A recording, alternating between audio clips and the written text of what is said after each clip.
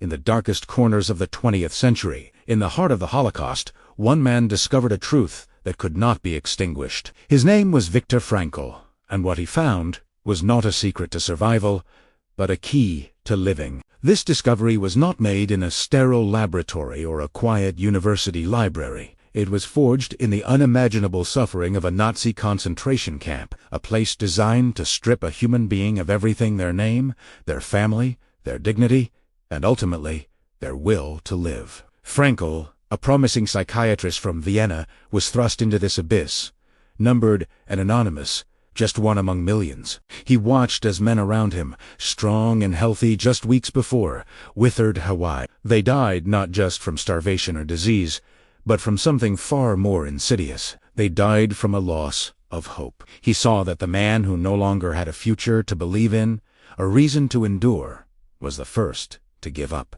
But Frankl also noticed something else, something extraordinary. He saw that some prisoners, despite facing the exact same horrors, did not break. They held on to a flicker of light in the overwhelming darkness. They found reasons to get up, to work, to survive one more day. One man lived for the thought of seeing his child again. Another, a scientist, dreamed of finishing his unpublished book. Frankl himself held on to the image of his wife, picturing her, speaking to her in his mind, and clung to the idea of one day lecturing about the psychology of the concentration camp. In this place of absolute despair, Frankl realized a profound truth. Everything can be taken from a man but one thing: the last of the human freedoms to choose one's attitude in any given set of circumstances, to choose one's own way. This was not a theoretical idea.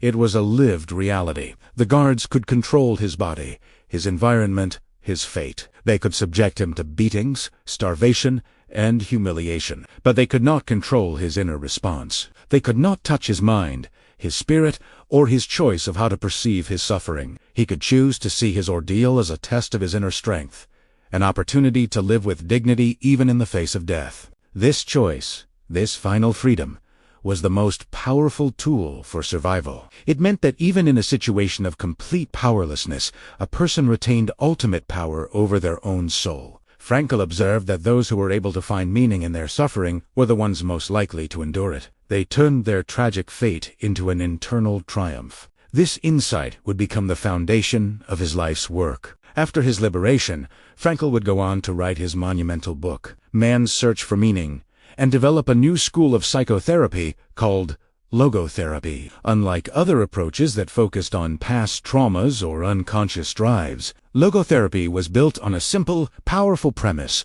that the primary motivational force in human beings is a search for meaning. Frankl taught that we don't just ask life what we can expect from it.